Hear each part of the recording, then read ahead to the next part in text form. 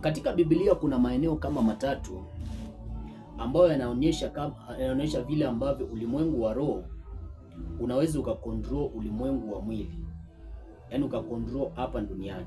Bwana Yesu asifiwe sana. Eneo la kwanza ni Kanaani, ya pili ni Misri, lakini pia ya tatu ni Babeli. Bwana Yesu asifiwe sana. Nataka tuanze na Kanaani. Kanaani, unajua ni nchi ambayo imetajwa kwenye Biblia kwamba ni nchi iliyojaa asali na maziwa. Sasa Ibrahimu anatokewa na Mungu akiwa na mtoto, anaambiwa ya kwamba nataka tufanye angano na wewe, lakini katika ile angano akaambiwa ujue uzao wako utaenda katika nchi ya utumwa, nchi ya Misri, na baadaye watatoka huko na utajiri mkubwa, na nitawapeleka katika nchi nyingine ambao ile nchi ilikuwa ni nchi ya Kanaani. Na ukiangalia katika mtiririko wa ile historia utaona kwamba baadaye wana wa Israeli walitolewa na Musa katika nchi ya Misri wakapelekwa katika nchi ya Kanaani. Bwana Yesu asifiwe sana. Sasa wana wa Israeli wanaambiwa nitawapeleka katika nchi ya Kanaani, lakini nchi ya Kanaani ilikuwa imemilikiwa na majitu. Sasa unaanza kujiuliza, au majitu Mungu aliwaua katika kitabu cha Mwanzo wakati wa safina ya Nuhu? Mungu aliua au majitu wote kwa kutumia maji. Sasa unaanza kujiuliza, au majitu wanakuja kutokea wapi tena? Maana ukisoma kwenye kitabu cha Mwanzo ule mlango wa 6 kuanzia mstari wa kwanza, hapo ndio maandiko yasema kwamba hao wana wa Mungu wakaona mbinti za watu kwamba wanapendeza, wakakuja wakajitwalia mabinti, wakawa na mahusiano nao, wakazaa Wazamzumi wana wa Hanaki au majitu. Anielewa? Au majitu wakazaliwa. Lakini wakati ule maandiko yasema kwamba Mungu akakuja akaona uofu wa nchi imekuwa na uofu mwingi sana, akaambia Nuhu atengeneze safina, na kwa ile safina Nuhu akaokoa watoto wake, lakini wale majitu wote wakawa wamefyekwa wote. Bwana Yesu asifiwe sana. Sasa unaanza kujiuliza, hao malaika ama hao majitu walikuja kupata nafasi tena wapi ya kufika Kanaani? Maana ukisoma kwenye kile kitabu cha Numbers 13 na kuanzia mstari wa 13 inaongelea kuhusiana na hao majiant. Lakini pia ukisoma kwenye kitabu cha Samueli wa pili mlango 21:15 mpaka 22 inaongelea kuhusiana na hao majitu ambao Daudi bado alikuja kuangamiza. Maandiko yasema ya kwamba the mighty men of David wakaangamiza majitu wale ambao walikuwa ni majitu walibakia baada ya kuwa Daudi ameua Goliati. Kuna wengine walibakia. Bwana Yesu asifiwe sana. Sasa swali ni je, kwa nini hao majitu walikuja kupata nafasi tena kuishi ulimwenguni wakati ule Mungu alikuwa amefagia? Na jibu ni kwamba kumbe ukiua mchawi alafu ubakishe madhabahu ya mchawi, zile maspiriti ambazo ziko kwenye ile madhabahu ya mchawi zitakuja ziingie watu wengine, na alafu uchawi uendelee kama kawaida. Mungu aliua wale majitu kupitia kwa kutumia maji, lakini kwa sababu malaika wanakuanga na uwezo wa kuishi kama mwanadamu, lakini wakaishi katika ulimwengu wa kiroho, wale majitu kwa sababu madhabahu zao bado hazikuharibiwa, wakaangalia ulimwenguni ni wapi watakuja kukaa tena. Wakaona eneo lile wanaweza kukaa ni Kanaani, maana Kanaani alikuwa amelaaniwa.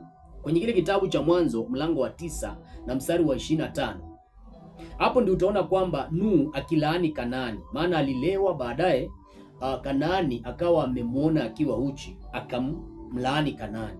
Bwana Yesu asifiwe sana. Shetani hawezi akaenda mahali ama akapata nafasi mahali kama haja akaribishwa. Kwa hivyo wakati ule shetani ama malaika hao waasi walipoona nafasi Kanaani, wakaona nafasi ya laana pale Kanaani, wakaenda Kanaani. Sasa Mungu anamwambia Ibrahimu ya kwamba uzao wako nitawapea nchi ya Kanaani, lakini ile nchi tayari ilikuwa imemilikiwa na majitu. Ndio maana utaona kwamba walipoenda katika ile nchi ya Kanaani kwenye kile kitabu cha Hesabu 13:33, maandiko yasema ya kwamba walipoenda kuipeleleza nchi ya kina Yoshua, walijiona kama pazi, walijiona kama wakiwa na muonekano mdogo sana wakiwa kule. kwa sababu tayari yale majitu yalikuwa yamepata nafasi, kwa sababu ile laana ambayo ilikuwa imetamkiwa nchi ya Kanaani. Bwana Yesu asifiwe sana. Kumbe ulimwengu wa kiroho unafuatanga kanuni fulani ama sheria fulani ili ufanye kazi hapa duniani.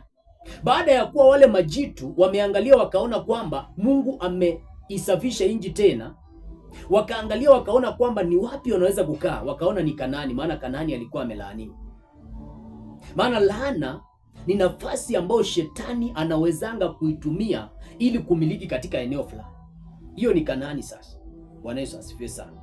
Sasa nataka tuje tuangalie nao Babeli, vile ambavyo ulimwengu wa kiroho uliitawala.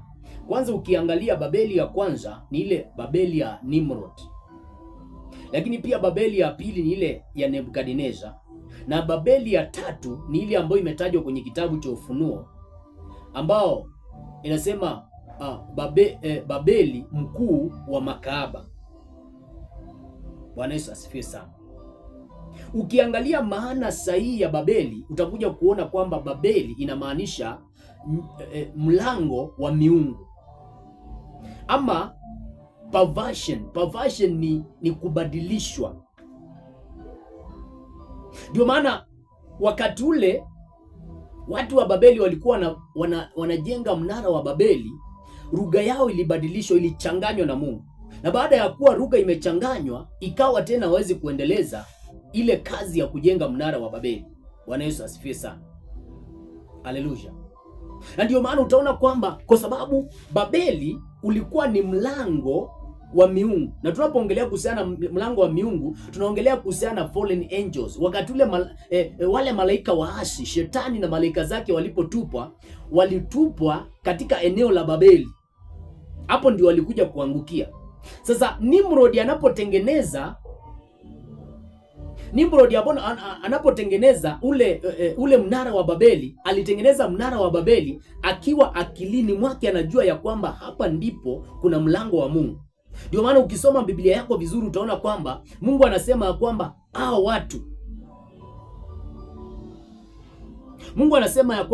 watu ni bila shaka watanifikia, maana wanaongea kwa lugha moja. Maandiko yanasema kwamba akachanganya lugha zao. Sijui kama unanielewa. Bwana Yesu asifiwe sana. Anasema ya kwamba hao watu watanifikia, na maandiko yanasema ya kwamba akachanganya lugha zao, wakaanza kuongea kila mtu na lugha yake tofauti.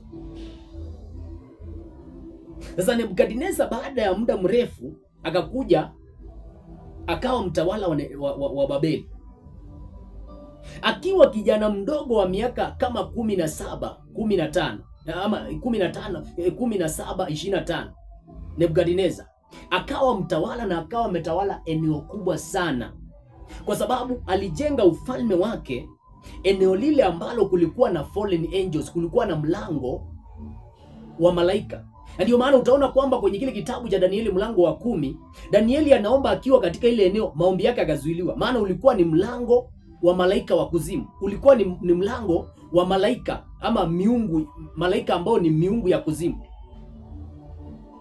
Bwana Yesu asifiwe sana.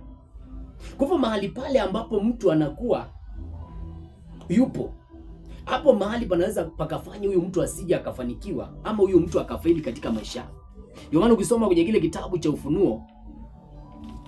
Ufunuo, kuna maandiko yanasema kwamba napajua mahali ukaapo ndipo kuna mlango. Kitabu cha Ufunuo 2:13 anasema ya kwamba napajua ukaapo ndipo kuna kiti cha enzi cha shetani. Sasa hili ni kanisa ambalo lilitengenezwa mahali ambapo kuna kiti cha shetani, na kuna watu walikufia pale kwa sababu ile anga ilikuwa imetawaliwa na shetani, alafu ile kanisa ikatengenezwa pale. Nebukadneza akapata nguvu akiwa kijana mdogo na akaongoza Babeli, kwa sababu ile eneo alikuwa anasaidiwa na malaika wa kuzimu katika kuongoza. Maana hapo Babeli ndio kulikuwa mlango wa miungu, hapo ndio malaika walishukia. Na ujue kwamba mojawapo ya jina ya malaika wanaitwa nyota ya alfajiri. Walianguka kama nyota, Kwa hivyo Nimrod akaona malaika wakianguka